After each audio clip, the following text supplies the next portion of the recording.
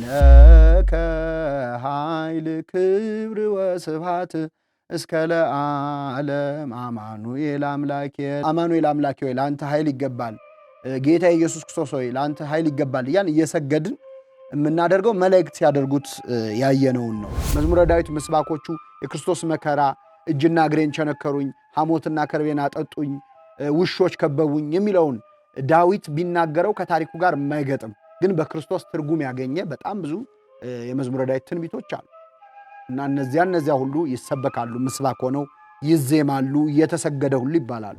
ክርስቶስን ውዴ ወዳጄ ብላ የምትጠራው ቤተክርስቲያን ነች። ሙሽራይቱ እሷ ነች፣ እኛ አካሎቿን እና ምን ትላለች? ውዴ ስለተኛ አትቀስቅሱት ትላለች። የሞተበትን ዕለት በመቃብር ያደረበትን ዕለት ማለት ነው። እና ወዴት ሄደ ነፍሴን የወደደችውን አገኛችሁትን እያለች ቤተክርስቲያን ስትፈልገው እንዳትቀሰቅሱት በወደደ ጊዜ ራሱ ይነሳል ስትል ትንሣኤውን ተስፋ ስታደርግ በዝርዝር ቤተክርስቲያን እና ክርስቶስ ያላቸውን ፍቅር የሚያሳይ እጅግ ውብ የሆነ መጽሐፍ ቅዱስን ለካ ይሄ ለዚህ ቀን የተነገረው የሚያሰኝ በቦታው ሰክታ የምታነብ ቤተክርስቲያን መሆኗን የሚያሳይ ነው ግብረ ሕማማት መጽሐፍ።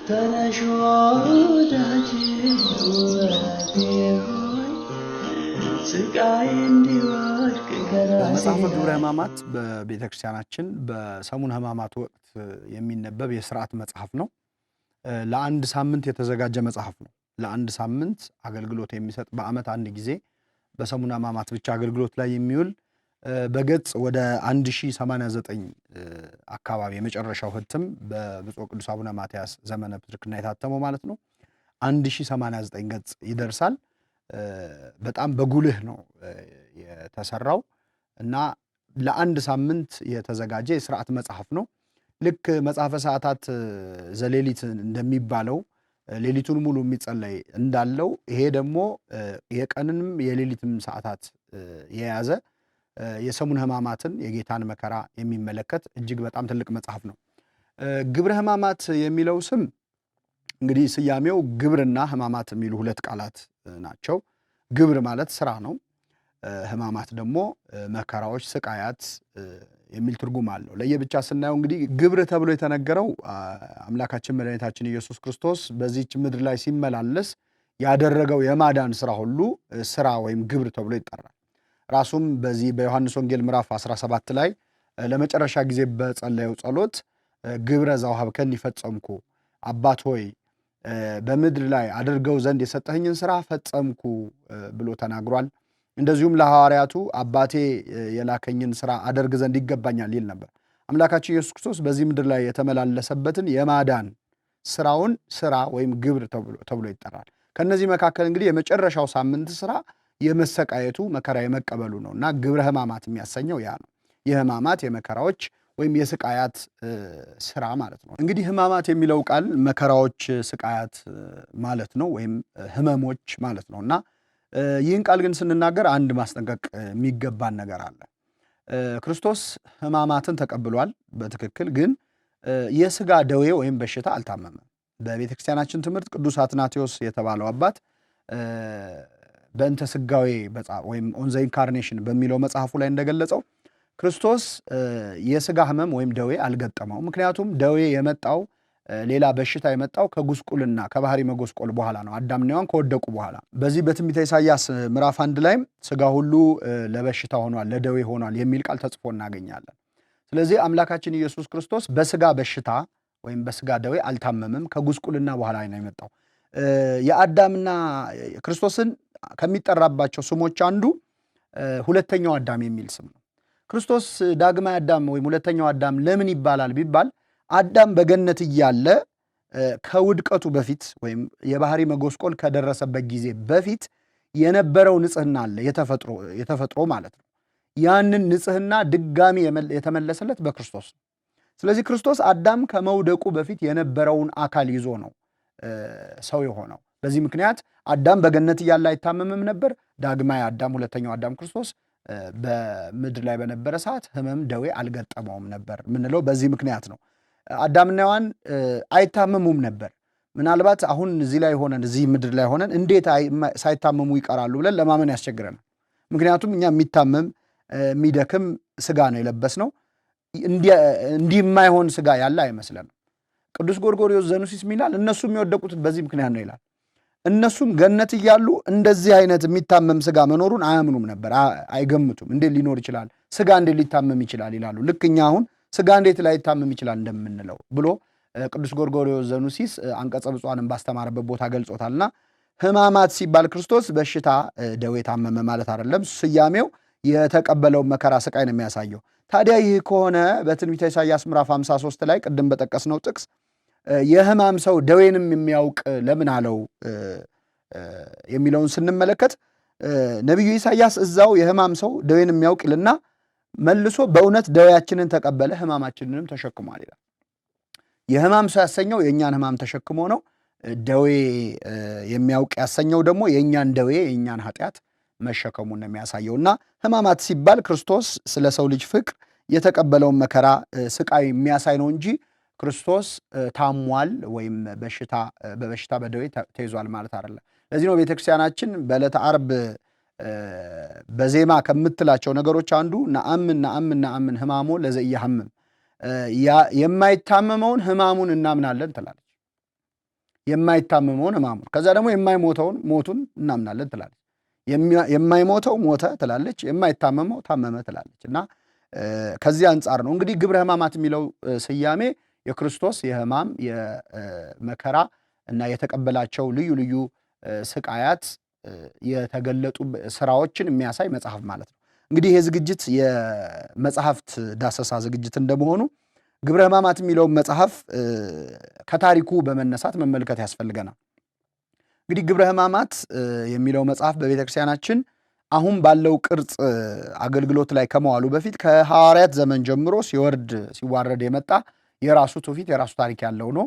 እንግዲህ አባቶቻችን ሐዋርያት ክርስቶስ መከራ የተቀበለባትን ሳምንት ሰሙነ ሕማማትን ከትንሣኤ በፊት ያለችውን ማለት ነው በጸሎት በንባብና በእንባ ሆነው እንዲያሳልፉ ስርዓት ሰርተው ነበር። ይሄ አፖስቶሊክ ኮንስቲትዩሽን የሚባለው የሐዋርያት የስርዓት መጽሐፍ ላይ የነቢያት መጽሐፍት እንዲነበቡ፣ ወንጌላት እንዲነበቡ እጅግ በጣም ስርዓት ሰርተው ነበር። በሰፊው ሲገለገሉበት የነበረ ነው። በቤተክርስቲያን ታሪክ ጸሐፍት ዘንድ ይሄ በዝርዝር ተጽፏል። ለምሳሌ አውሳቢዮስ ዘቂሳርያ የሚባለው የቤተክርስቲያን ታሪክ ጸሐፊ ኤክሊዚያስቲካል ሂስትሪ ወይም የቤተክርስቲያን ታሪክ በተባለው መጽሐፉ ላይ፣ እንደዚሁም ዮስጦስ ሰማዕት በተመሳሳይ ስለ መጀመሪያዊቱ ቤተክርስቲያን ስርዓትና ሊተርጂካል ሂስትሪ ወይም የቤተክርስቲያንን የቅዳሴውንና የጸሎትን ስርዓት ታሪክ በመዘገቡባቸው ስፍራዎች በዝርዝር እንዳስቀመጡት አባቶቻችን ሐዋርያትና ቀደምት ክርስቲያኖች ረጅም ጊዜያቸውን የሚያሳልፉት የነቢያትን የቀደምት የኦሪትን የሕግጋትን የሙሴን መጽሐፍት በማንበብ ነበር። በአደባባይ ይነበብ ነበር። ክርስቲያኖች በአንድ ቦታ ይቀመጣሉ፣ መጽሐፍ ይገለጣል። ከዚያ በኋላ የኦሪት መጽሐፍት ከሕግጋት ጀምሮ ከትንቢት መጽሐፍት ጀምሮ በዝርዝር ይነበቡ ነበር። ይህን አምላካችን ኢየሱስ ክርስቶስም በመዋዕለ ስብከቱ ወደ ምኩራብ እየሄደ ገልጦ ትንቢተ ኢሳይያስን አነበበ፣ ኤርምያስን አነበበ፣ ከመዝሙረ ዳዊት እንዲህ አነበበ የሚል ተጽፎ እናገኛለን። ስለዚህ ይህንን ተከትለው የመጀመሪያዎቹ ክርስቲያኖች የነቢያትን መጽሐፍት ያነቡ ነበር። ልክ ዛሬ ግብረ ሕማማት ሲነበብ በቤተክርስቲያናችን ምዕመናን በግላቸው አይደለም የሚያነቡት፣ ወይም ካህናት በግላቸው እንደ ዳዊት አይደግሙትም። ተራ በተራ እየተወጣ አንባቢ እየተቀያየረ በድምፅ ከፍ ተደርጎ ሰው እንዲሰማ ተደርጎ ይነበባል። ይህ ቤተክርስቲያኒቱ ምን ያህል ሐዋርያዊት ቤተክርስቲያን መሆኗን ነው የሚያሳየው። ምክንያቱም የመጀመሪያዊቱ ቤተክርስቲያንና የመጀመሪያዎቹ ክርስቲያኖች የአደባባይ ምዕመናን ቁጭ ብለው በድምፅ ከፍ አድርጎ ማንበብ የነበረ ትውፊት። እንዲያውም የመጀመሪያዎቹ ክርስቲያኖች መጽሐፍ ቅዱስንና ቅዱሳት መጽሐፍትን በግል የሚያነቡ አልነበሩ፣ በማህበር የሚያነቡ ነበሩ።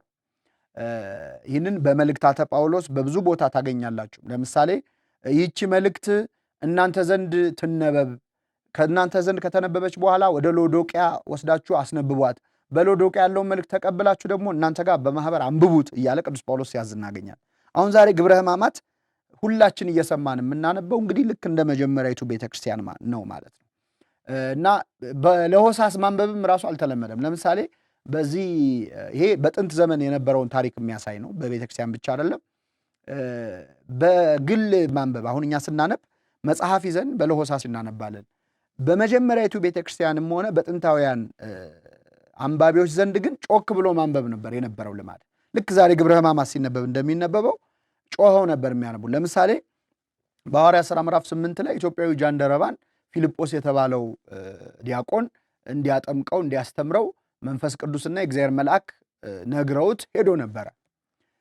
ልክ ወደ ሰረገላው ሲቀርብ ይላል ጃንደረባውን የኢሳይያስን መጽሐፍ በእርሱ ቁስል እኛ ተፈወስን እንደ በግ ለመታረድ ተነዳ የሚለውን ቃል ሲያነብ ሰማውና ነው የሚለው። ሲያነብ አየውና ሳይሆን ሲያነብ ሰማውና ነው። ምክንያቱም ጃንደረባው ጮሆ ነበር የሚያነበው ማለት ነው።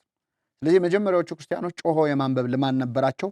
ይህንን ልማድ አድርጋ ቤተክርስቲያን ዛሬ ምዕመናን ቆመውም ሆነ ቁጭ ብለው የሚሰሙት ተጮሆ የሚነበብ ስርዓት አላት። አንዱና እጅግ በጣም በረጅም ሰዓት የሚነበበው ግብረ ሕማማት ነው ማለት ነው። እና ግብረ ሕማማት በዚህ መልኩ በቤተክርስቲያን ከጥንት መሰረት የነበረው መጽሐፍ ነው።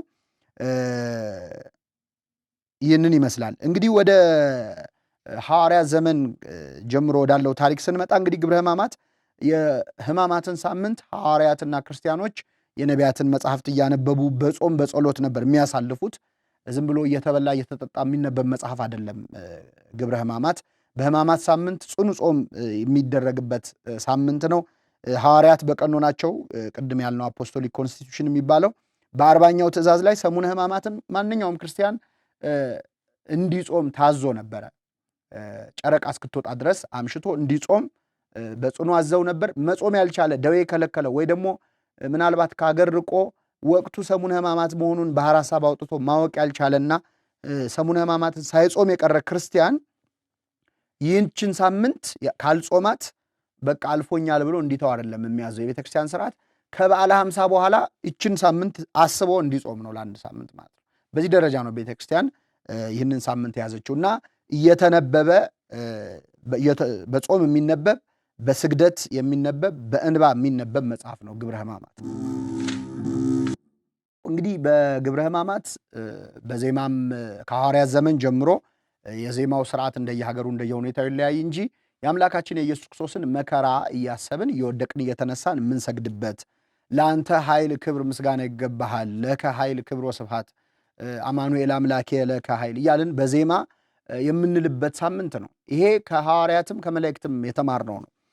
በዚህ በሉቃስ ወንጌል ምዕራፍ 23 ላይ አምላካችን ኢየሱስ ክርስቶስ የመጨረሻይቱ ማታ በጌቴሴማኒ ጸሎት ሲያደርግ ይላል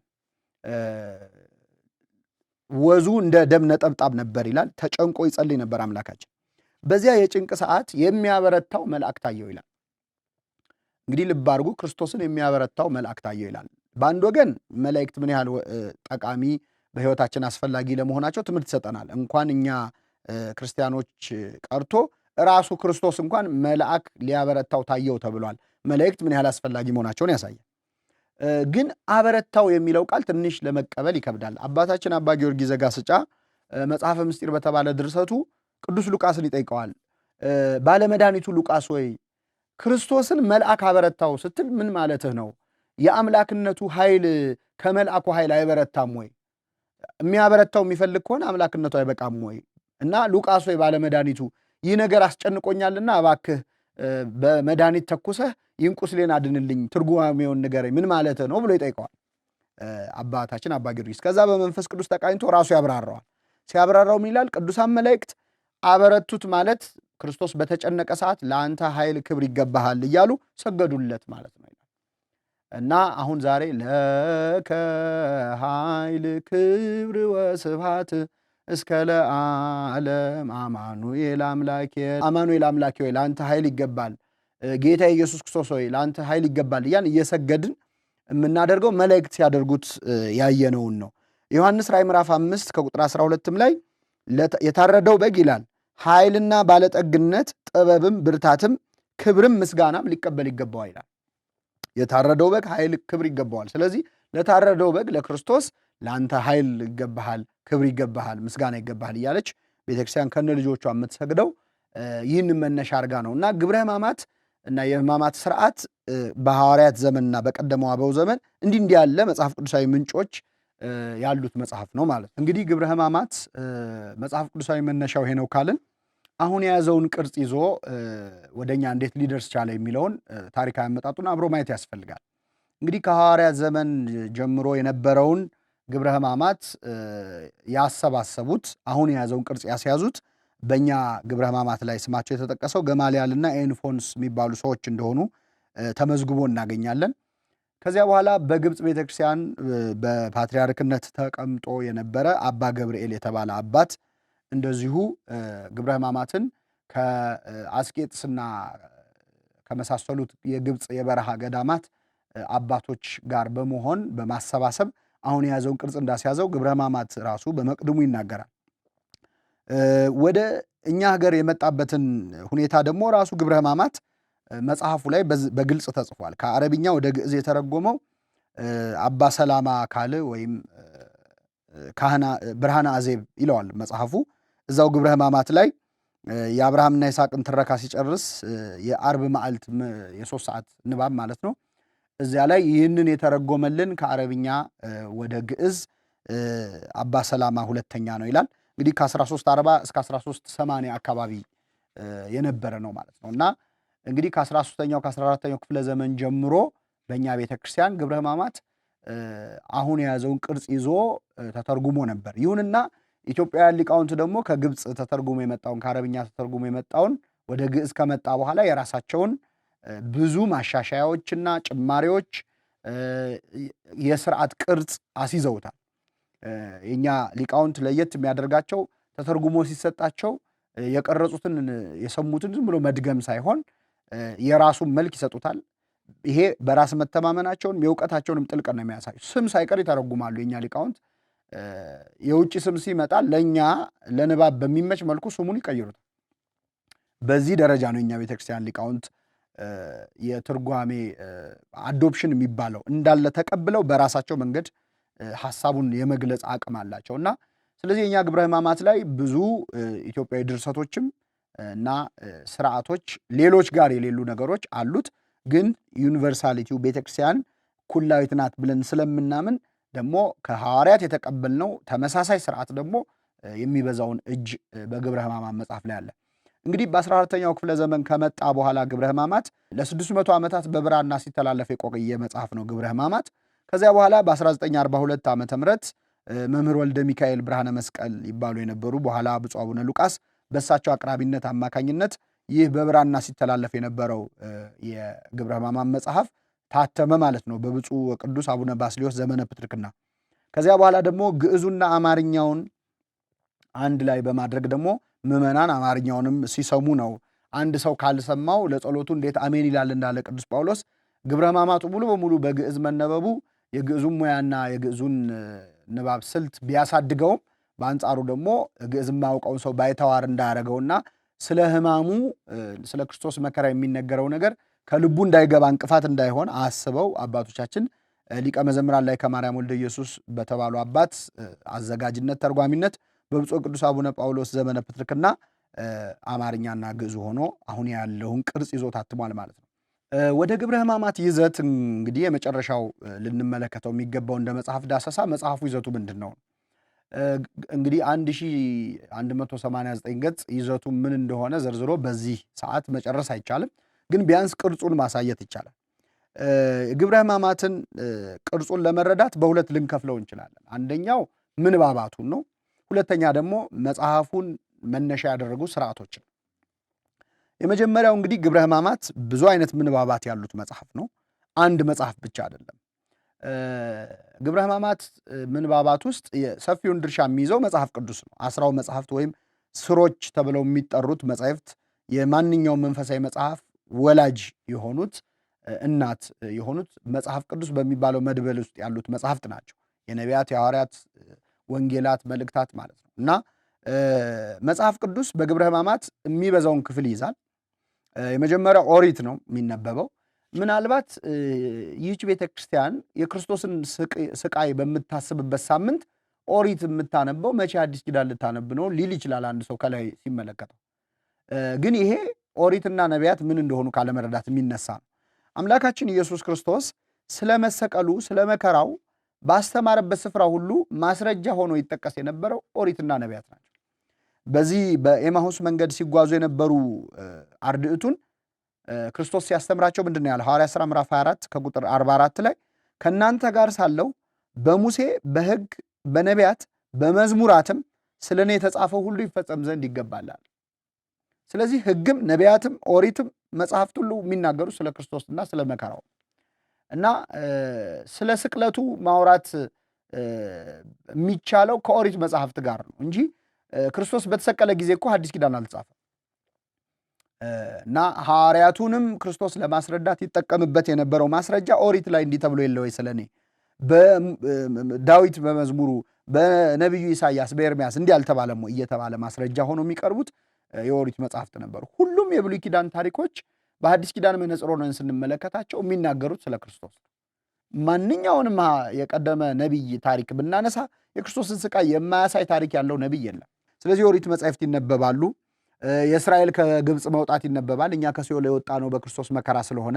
የእነሱ ፋሲካ ማረድ ይነበባል። እኛ ፋሲካችን ክርስቶስ ስለታረደ። እያንዳንዱ የኦሪት ታሪክ ትርጉም አግኝቶ በሰሙነ ሕማማት ይነበባል። ሌላው የጥበብ መጻሕፍት ይነበባሉ። እንግዲህ የሰሎሞን መጽሐፈ ጥበብ ማለት ነው፣ መጽሐፈ ምሳሌ፣ መኃልየ ዘሰሎሞን፣ እነዚህ ሁሉ ትርጓሜ ያገኙት በክርስቶስ ነው። ስለዚህ ጥበብ ራሱ ጥበብ እሰ መድኃኒነ ውእቱ፣ ጥበብ እሱ ነው መድኃኒታችን ይላል ቅዳሴያችን።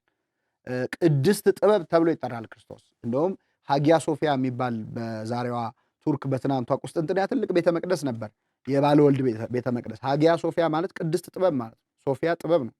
ፊሎዞፊ ማለት የጥበብ ፍቅር ማለት እንደሆነ ሶፊያ ማለት ፍቅር ማለት ነው። ፊሎ ማለት ፍቅር ነው፣ ሶፊያ ጥበብ ነው። ስለዚህ ጥበብ ነው ክርስቶስ፣ ቅድስት ጥበብ ይባላል። እና የጥበብ መጽሐፍት ሁሉ ትርጉም ያገኙት በክርስቶስ ስለሆነ የሰሎሞን የጥበብ መጽሐፍት ይነበባሉ። ሌላው መዝሙረ ዳዊትና የነቢያት መጽሐፍትም ይነበባሉ። እንግዲህ መዝሙረ ዳዊት እና በተለይ ትንቢተ ኢሳይያስ ደረቅ ሐዲስ ይሏቸዋል የኛ ሊቃውንት። ብሉይ ኪዳን ላይ ያሉ የአዲስ ኪዳን መጽሐፍት ናቸው። በተለይ ትንቢተ ኢሳይያስ የብሉይ ኪዳን ወንጌል እስከመባል፣ አምስተኛው ወንጌል እስከመባል ደርሷል በሊቃውንቱ። ለምን ያልተነተነው ነገር የለም። ቅዱስ ጎርጎርዮስ ዘኑሲስ ነቢዩ ኢሳይያስን ነቢይ ከሚሉት ወንጌላዊ ቢሉት አይሻልም ወይ? ምክንያቱም በጣም ተንትኖ ስለ ክርስቶስ ተወለደ ስሙን ጠርቶ አማኑኤል ይሉታል እስከ ማለት ደርሶ ሕፃን ተወለደልን፣ ወንድ ልጅ ተሰጠን፣ ተሰቀለ፣ ሲኦል ወርዶ የሲኦልን አበጋዞች ድል ነሳ፣ የብረቱን መወርወሪያ ሰባበረ እያለ ከመጀመሪያ እስከ መጨረሻ እስከ ርደተ ሲኦል ወርዶ ትንቢት የተናገረ ነው። ስለዚህ ትንቢተ ኢሳይያስ በሚገባ ይነበባል። መዝሙረ ዳዊት ምስባኮቹ የክርስቶስ መከራ፣ እጅና እግሬን ቸነከሩኝ፣ ሐሞትና ከርቤን አጠጡኝ፣ ውሾች ከበቡኝ የሚለውን ዳዊት ቢናገረው ከታሪኩ ጋር የማይገጥም ግን በክርስቶስ ትርጉም ያገኘ በጣም ብዙ የመዝሙረ ዳዊት ትንቢቶች አሉ እና እነዚያ ሁሉ ይሰበካሉ፣ ምስባክ ሆነው ይዜማሉ፣ እየተሰገደ ሁሉ ይባላሉ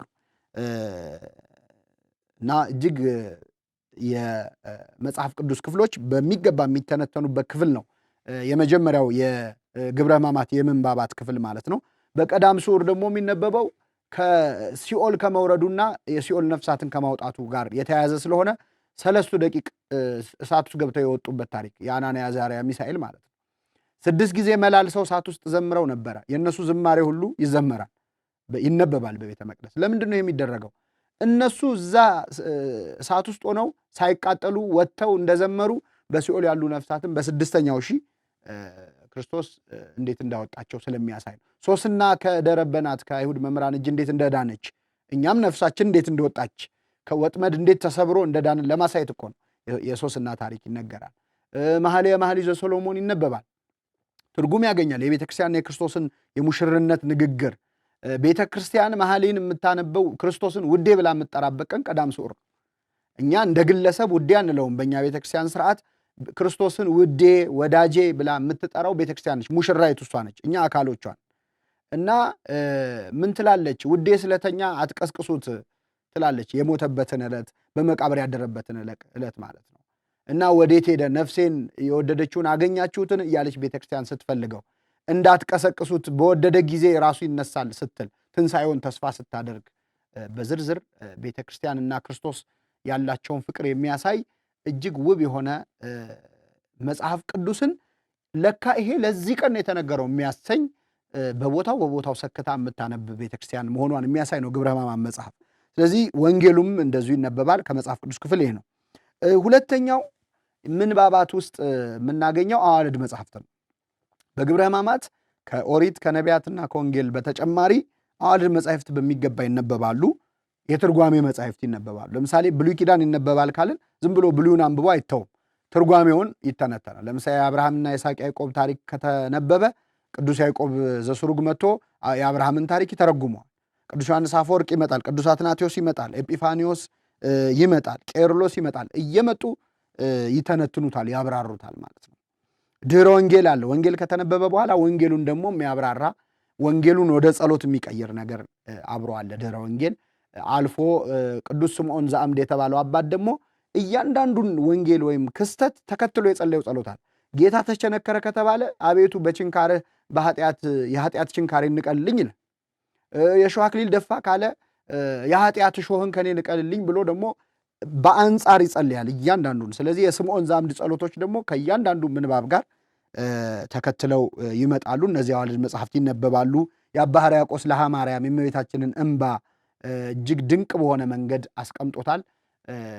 ወላዲት አምላክ በዕለተ ዓርብ ያዘነችውን ለቅሶ እንግዲህ ድንግል ማርያም እንደምናውቀው ክርስቶስን ስትወልድ አላማጠችም። ለዚህ ነው በእኛ ቤተክርስቲያን ስዕል የእመቤታችን ጌታን ስትወልደው ሲሳል ተኝታ አይሳልም። ምጥን ድካምን በሚያሳይ መንገድ አይሳልም። ሕፃን ሆኖም እንኳን ንቁህ ሆና ተቀምጣ ነው የሚሳል። ለምን? እመቤታችን ምጥ ጋር አላገኛትም። ዓርብ ዕለት ግን በልጇ ስቃይ ተሰቃይታለች፣ በልጇ መከራ አንብታለች።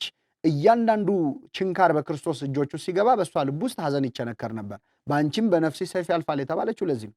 ስለዚህ እመቤታችን ስቃይ በሚገባ ሐዘኗ ለሃ ማርያም የማርያም ለቅሶ ተብሎ በአባታችን በአባ ሕርያቆስ ድርሰት በሚገባ ተተንትኗል፣ ያነጻጽራል። የያዕቆብ ለቅሶ ዛሬ ታደሰች ይላል አባታችን አባ ሕርያቆስ። ያዕቆብ ልጁ ዮሴፍ ሲሞትበት አልቅሶ ነበረ። ሞተ ብለው ልብስ አምጥተው ደም ነክረው ሲያሳዩት ወይኔ ልጄ ብሎ ቀሚሱን ይዞ አልቅሶ ነበር። ያዕቆብ ያለቀሰው ለቅሶ ዛሬ ታደሰች። ድንግል ማርያም ደገመችው ያን ለቅሶ። ግን ደግሞ የእሷ ይብሳል ይላል።